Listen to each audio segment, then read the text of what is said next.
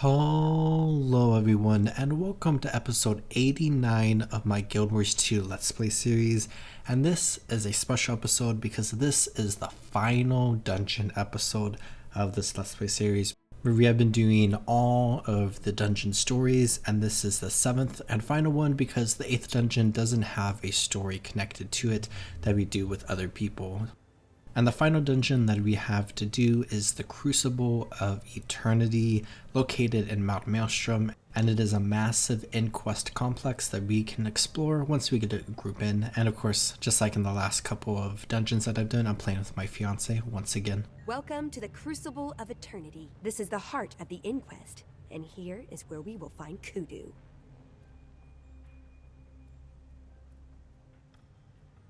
If I'm going to stop the Inquest, I'm going to need help.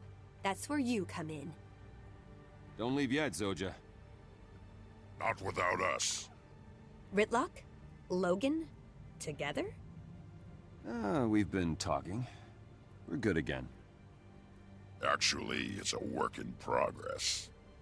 Who are you two, and what have you done with Logan and Ritlock? Never mind. You're here, we've got a job to do, no sass, no backtalk. I've been tracking down a nasty piece of work named Kudu. He's been using dragon energies in his work. Isn't Kudu a girl's name? Focus here. He's been using Snaf's research, and I intend to stop him. We're literally going to get to the bottom of this. There is a security station up ahead. We're going to hit it hard, then work our way down into the heart of the Crucible. Enough talk then. Let's go. This dungeon story is very interesting because there is a lot of talking, so we're going to go back and forth a lot more than in the past dungeons. Power. I need more power. Bypass the safety interrupts. Prepare the subjects.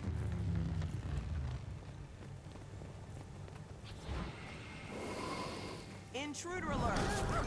Because I want to try to highlight as much of the dialogue going on here as possible. And I think the dungeon as a whole is honestly pretty difficult, where some of these fights definitely take a long time for us to complete. And at the very start here, the two of us were struggling, but of course our group fills up. Where from my experience, filling up a casual group to do like a casual run of a dungeon is really easy to do. It can be a little bit harder if you're trying to do like a more experienced like speed run of a dungeon, because I think there's like less players that are interested in specifically doing stuff like that, and more people who are like me at this current juncture who are more interested in just experiencing the story of the dungeon. So it's fun to be able to get a group of people in here in order to experience that story.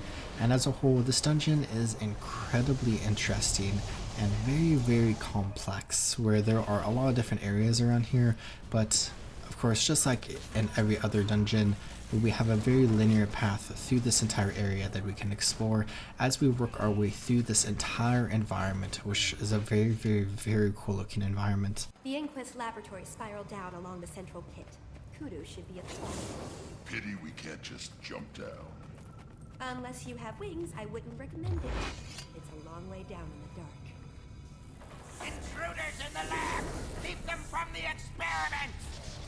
And along our linear path, we have a variety of bosses and trash and different like tiny puzzles that we can complete, where there's not really any big puzzles in this path specifically of the story, but when we look at the explorable mode as a whole, it can be really interesting, where there is a really cool boss who is the main boss of all three of the explorable paths by the name of Subject Alpha, where it's basically like a combination of the corruption of multiple elder dragons into one, and just a very intimidating enemy that you can fight throughout this dungeon. Bad little battle. You did well, Ritlock. Just following your lead. I think I liked it better when you hated each other. Let's go.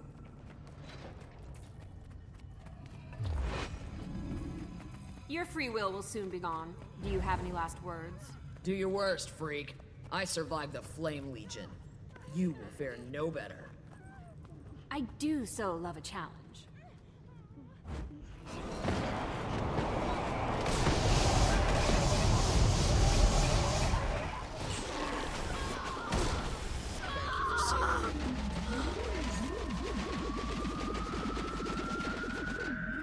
Monsters.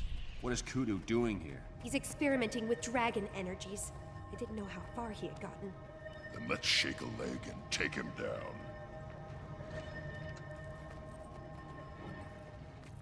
This is wrong. So wrong. Greetings. You there! Halt! Thank the alchemy. Kudu has gone mad. You must stop him. What is Kudu doing here? Why are you torturing these people? The Crucible of Eternity removes and concentrates dragon energies at the bottom of the complex. Kudu is corrupting his captives with this energy. He's turning them into dragon minions that only he can control. Go see for yourself. I'll release the door locks. Just don't hurt me. We won't, but Kudu will pay for what he's done.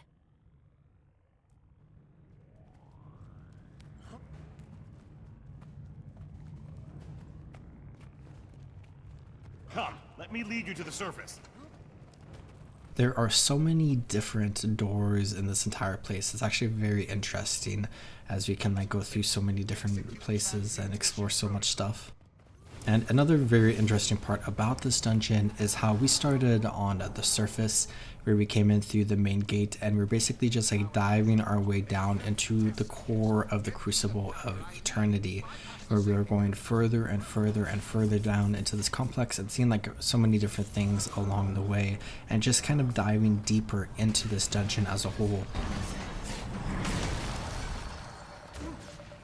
He is turning our own kind into abominations. How dare he use Snap's research like that? Are you okay, Soja? I will be once I get my hands around Kudu's skinny neck. But the explorable mode version of this dungeon with the 3 different paths actually have you coming up from the bottom. What have you done, fools? Contain that energy leak.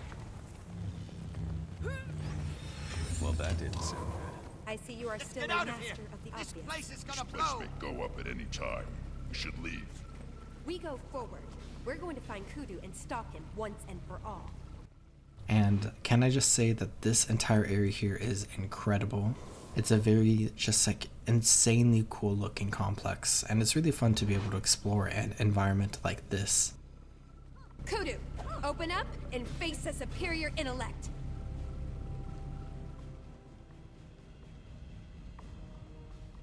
Report in.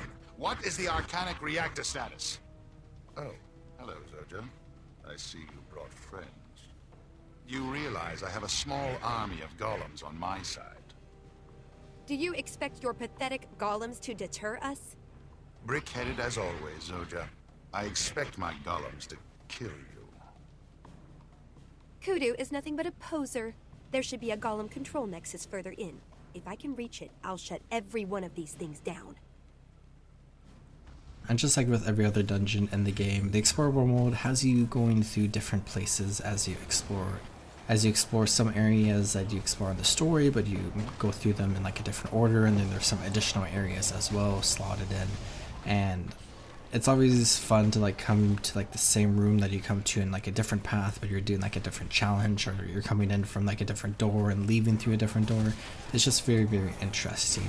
Where to that end, I've talked about this a little bit, but I'm not really interested at all in exploring the explorable mode versions of dungeons, and with that, I'm not super interested in highlighting instance content like this specifically, where there are some pieces of instance content that I will be looking at in the future, but stuff like explorable mode dungeons and raids, I'm not really interested in looking at. Where I will do one more episode in the future looking at the fractals of the mists, just for an episode to kind of like take a look at what it's like and to explore a little bit of it. But like everything to do with like fractals and raids and strike missions and dungeons, I'm just not really interested in highlighting in this series moving forward.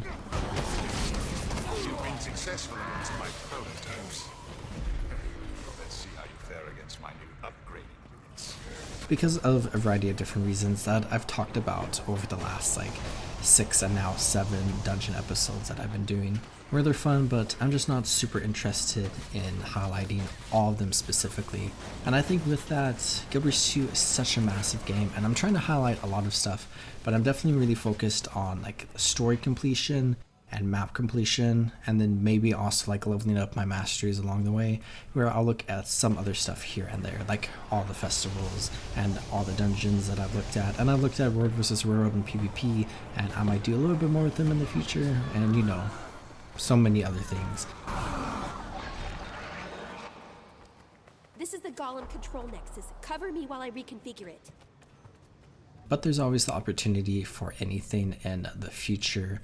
In a hypothetical world where I catch up with Guild Wars 2, where I'm releasing Let's Play episodes that coincide with like the current updates for Guild Wars 2, I will likely take a look at some more stuff in the game just to continue like working on this series in between major updates for Guild Wars 2, which might allow us an opportunity to look at like some smaller, weirder things that like aren't as important to me as map completion or story completion or certain achievements, that we can then like look at and maybe appreciate those other random smaller aspects of Guild Wars 2 as well.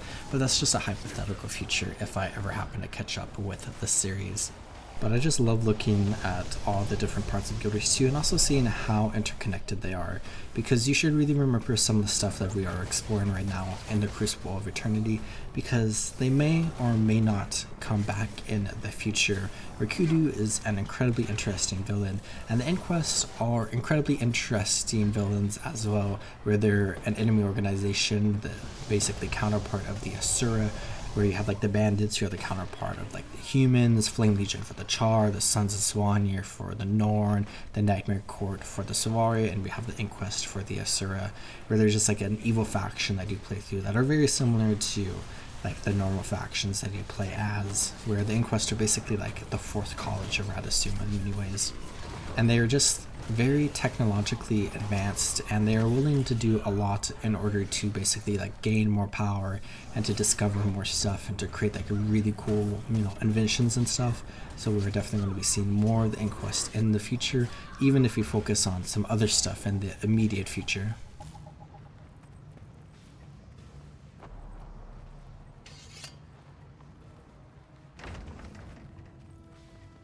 You call those protection codes?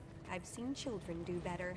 Can you have them send Golem more control golems? server We're just offline. warming up. Directory not found. Play later, work now. There. I turned off the force field activators as well, so we should have a much easier time from here on in. But we are now starting to approach the end of this dungeon, where the end is a little bit long just because we are going to be approaching a final boss that is very difficult. But this area in particular is a super interesting area, going back to what I was talking about with like, you know, the explorable modes taking you through the dungeon in different ways. This area is infamous because there's a laser puzzle here where you have to like jump over lasers and like evade them and whatnot in order to get through this hallway, and then you need to like basically interact with 4 control panels at the same time, so you need like 4 or technically 3 players in order to help you clear through this area. Something's wrong with the golems. Can someone call IT? And overall, everything is just an incredibly interesting area. And as we approach the end, we are also approaching the beginning, where this area is just really cool to like go through, because it's where you start the dungeon and the explorable path. And I feel like sometimes you get like a sense of deja vu as you come through this area, because it like seems so familiar, but it seems so different at the same time. One random thing that I just wanted to say is that I really appreciate the dungeons that are out in like the open world in a sense, but I also appreciate the dungeons where you're diving deep into like very interesting and unique areas that are like hidden under the earth, under the surface, where you just like dive into like massive compounds and like complexes and mines and whatnot and explore many different areas. And there's like a variety of both in Guild Wars 2, which is nice. Arcanic reactor leak at critical levels. Meltdown probability 73%. Don't go through there. The arcane energy is toxic.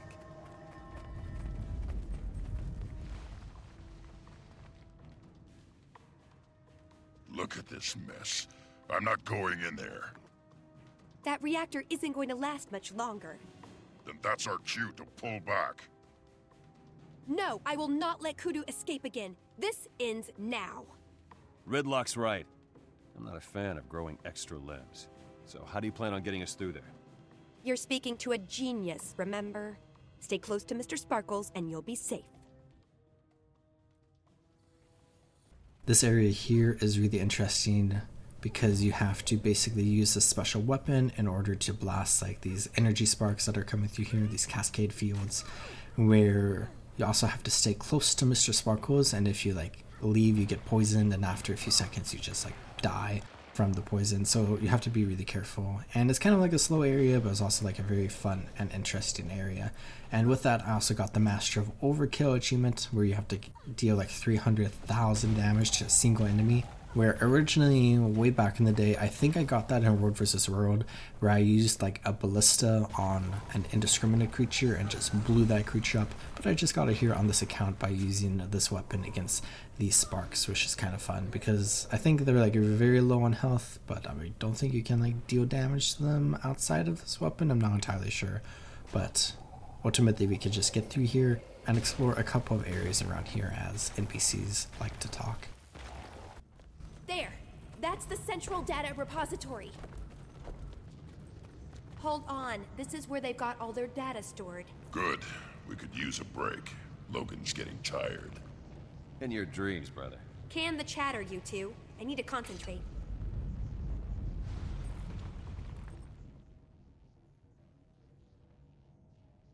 Kudu has perverted Snaf's research.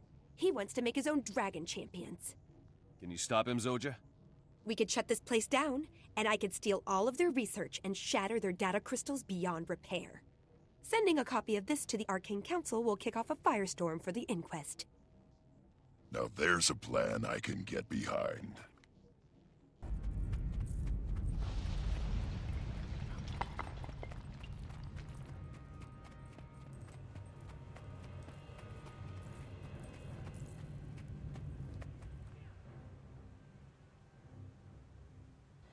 You're lucky to have made it this far, Zoja. Look at his face. He's been corrupted by the dragon energies. It's an improvement. Enlightenment always comes at a price. Now you must pay for what you've learned. But this brings us to the final boss. And this is actually a very complex boss where you have like 3 full, completely unique phases where you're basically fighting like 3 different bosses who are all completely different than one another, and you have to be careful with the different mechanics. Where we started with Kudu's power suit, kind of like his Mr. Sparkles, where, you know, Kudu is basically like the opposite of Zoja, where they have like similar armor, but one's blue and the other is red, and one's like, you know, good and the other is evil.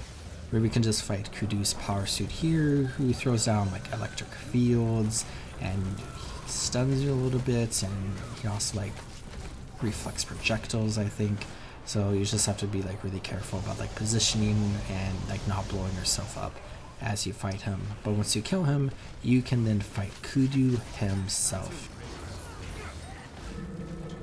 the villain that we have been dealing with for a little bit now, where he was a big part of the Sorrow's Embrace story, if you remember back to that episode. And we can finally fight him properly here, where he was just summoning golems to attack us in like that dungeon, and then there was like the Iron Forgeman is the boss's name, I think, at the end of that dungeon, where we can now fight him properly here. And he's been basically like branded by Krokator's magics and is basically just like a dragon minion now, but is a little bit more coherent, where he's just like becoming more and more corrupted. And this fight is very interesting in a sense where he's kind of annoying because he does like 2 big things here, where he just does like a massive shot against players that basically instantly downs anyone who doesn't have a ton of armor and whatnot, and then he just teleports around a lot. He moves a lot, and I'm someone who has like a bunch of like fields I can put down on the ground, and he just constantly moves out of them, which is a little bit annoying. But just like with the power suit, we can kill him as well. The power of the dragons invested in a creature under my control.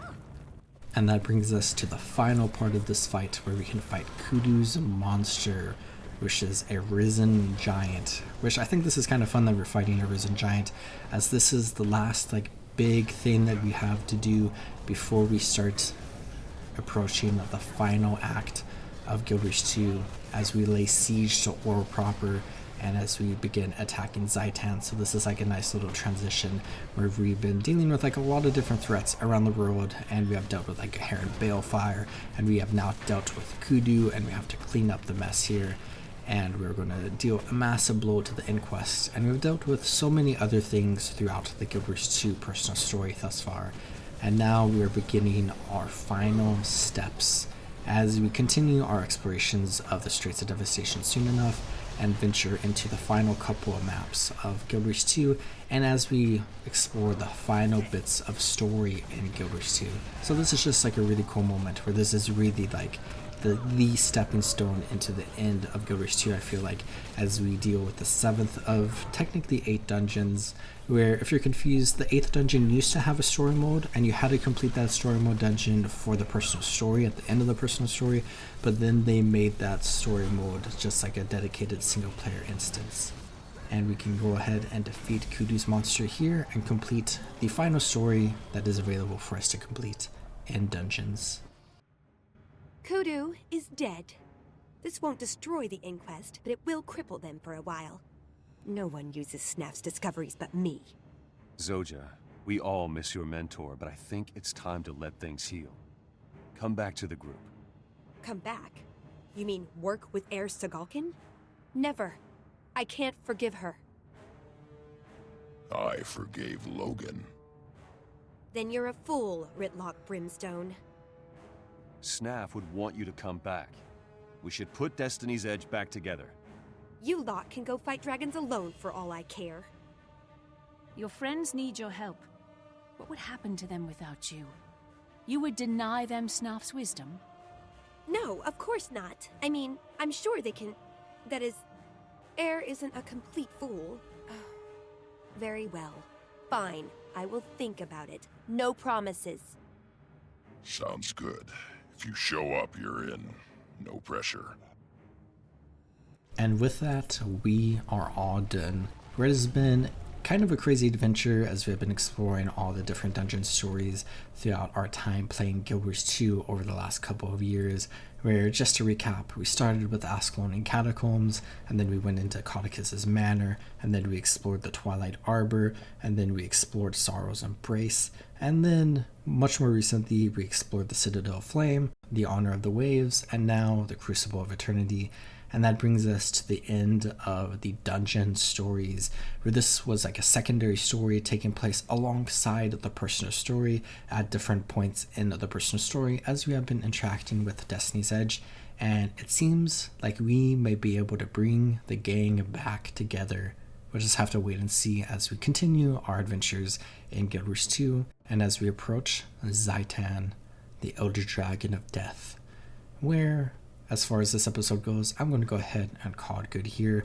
Thank you so much for watching these dungeon episodes alongside my main story and map completion episodes and some of the other stuff I have done, where I hope you all are taking good care of yourselves. Remember, as always, to drink some water, check your posture, and subscribe. And I'll see you next time in the Road of Tyria. Goodbye.